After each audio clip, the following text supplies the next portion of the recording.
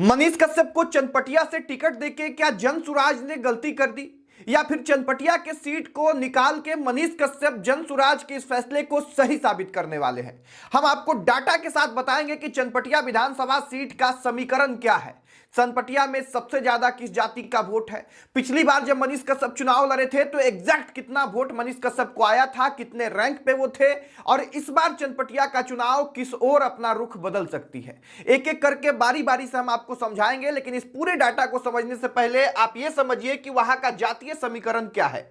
देखिए, ब्राह्मण, यादव, भूमिहार, मुस्लिम और कोयरी, यही वो लोग हैं जो चनपटिया में मुख्य रूप से यह फैसला करते हैं कि वहां विधायक किसे चुनना है। इसमें भी अगर सबसे ज्यादा महत्वपूर्ण भूमिका वाले समूह की बात की जाए तो ब्राह्मण और यादवों का सबसे ज्यादा जो है योगदान होता है, उसके बाद मुस्लिम आते हैं, उसके बाद भूमिहार और कोयरी भी जो है वहां पे अपनी भूमिका निभाते हैं विधानसभा के चुनाव में।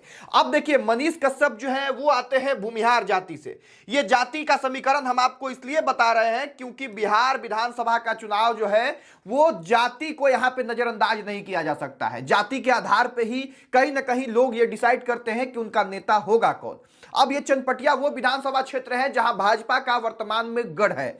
2000 ईस्वी से लगातार भाजपा के विधायक वहां पे चुनाव जीतते आए हैं। एक बार में जदयू और भाजपा के बीच में टक्कर हुई थी 2015 में, अगर मैं सही हूं तो। उसके बाद लगातार जो है भाजपा वहां पे चुनाव जीतती है। 2020 के चुनाव में क्या कुछ हुआ था, देखिए 2020 के चुनाव में भाजपा के जो उम्मीदवार हैं उमाकांत सिंह, वो चुनाव जीते थे, और मनीष कश्यप जो वर्तमान में जनसुराज पार्टी के प्रत्याशी हैं वो तीसरे नंबर पे थे। निर्दलीय चुनाव उन्होंने लड़ा था और लगभग 9200 वोट जो है मनीष कश्यप 2020 के चुनाव में लेके आते हैं और तीसरे नंबर पे रहते हैं। इससे एक बात यह समझ में आता है कि मनीष कश्यप का वहां पे वोट जो है एक है, अपना एक इंडिपेंडेंट कैंडिडेट के रूप में भी उन्होंने 9000 वोट अगर लेके आया था, तो ये अपने आप में दर्शाता है कि मनीष कश्यप को लोग वहां चाहते तो हैं। अब इस बार का समीकरण क्या हो सकता है, देखिए लगातार चूंकि बीजेपी के ही विधायक वहां जीतते रहे हैं, तो कहीं पे भी लगातार जिस पार्टी के उम्मीदवार जीतते रहते हैं उस पार्टी के खिलाफ लोगों की नाराजगी होती है।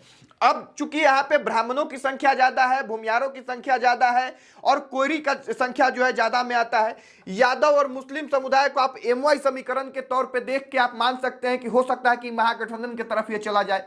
लेकिन नीतीश कुमार के कारण कोयरी समूह का वोट जो है, ब्राह्मण का वोट, भूमिहार का वोट जो है एनडीए के तरफ आता है, और यही कारण है कि लगातार वहां भाजपा चुनाव जीतती है। अब इस बार क्या हो सकता है क्या क्या संभावनाएं हैं, तो इसको बहुत आराम से समझिएगा। देखिए, एक संभावना तो यह है कि जैसे पारंपरिक वोट एनडीए की ओर जाता है, वैसे ही ब्राह्मण, भूमिहार और कोयरी का वोट इस बार भी एनडीए की तरफ जाए और एनडीए हर बार की तरह इस बार भी चनपटिया में चुनाव जीत सकती है।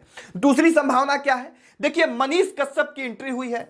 मनीष कश्यप जो है वो पहले 9200 वोट लेके और तीसरे स्थान पे थे, निर्दलीय जिस समय चुनाव लड़ रहे थे उस वक्त। इस बार वो किससे आ रहे हैं, इस बार वो जनसुराज से आ रहे हैं, और जनसुराज से आने के कारण मनीष कश्यप में वोट जो है थोड़ा बहुत प्लस हो रहा है मुस्लिम वाले लोगों का। अब ऐसे में अगर मुस्लिम लोग थोड़ा बहुत भी जनसुराज को वहां वोट दे दे और लोगों को लगे कि मनीष कश्यप अच्छी स्थिति में है, तो चूंकि मनीष कश्यप खुद जो है वो भूमिहार जाति से आते हैं, तो भूमिहार समाज का वोट मनीष कश्यप पे अंत में शिफ्ट हो जाएगा। और जब मनीष कश्यप बहुत अच्छी स्थिति में दिखाई देंगे तो ब्राह्मण लोग भी वोट मनीष कश्यप को दे देंगे। ऐसे में ब्राह्मण और भूमिहार और मुस्लिम लोगों का वोट और जो पहले से एक बेस वोट है 9200, ये वोट जनसुराज का जो वोट आएगा, जनसुराज की वजह से वो वोट, ये सबको मिला दिया जाए तो मनीष कश्यप जो है वो चनपटिया में बाजी मार सकते हैं। तो कुल मिला के वहां के समीकरण को देखा जाए तो वहां पे मनीष कश्यप या तो चुनाव जीतते हैं या फिर चुनाव जीतेगा वहां एनडीए, बीच में वहां पे कोई भी नहीं है। अब अंत में वहां के जो वोटर्स हैं वो डिसाइड करेंगे कि चुनना किसे है। देखिए, एक ये भी ध्यान देने वाली बात है कि कहीं पे भी लंबे समय से एक ही पार्टी के अगर उम्मीदवार जीतते आते हैं तो वहां पे लोगों की नाराजगी होती है उस पार्टी के प्रति।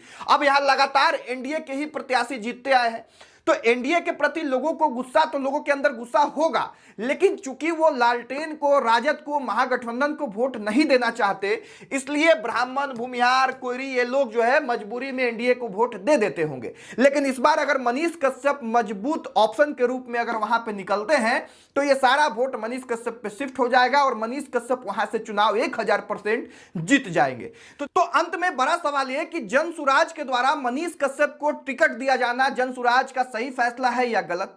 खैर ये तो चनपटिया के लोग डिसाइड करेंगे, जिस दिन रिजल्ट आएगा उस दिन पता चलेगा। लेकिन मेरा जहां तक समझ है और जो आंकड़े बता रहे हैं उसके मुताबिक मनीष कश्यप चनपटिया विधानसभा को जीत के जनसुराज के झोली में डाल सकते हैं। बाकी आपको क्या कुछ लगता है वो कमेंट बॉक्स में लिखिएगा। इस वीडियो को यहीं पे समाप्त करेंगे, वीडियो को शेयर कर दीजिएगा। बहुत धन्यवाद, जय हिंद।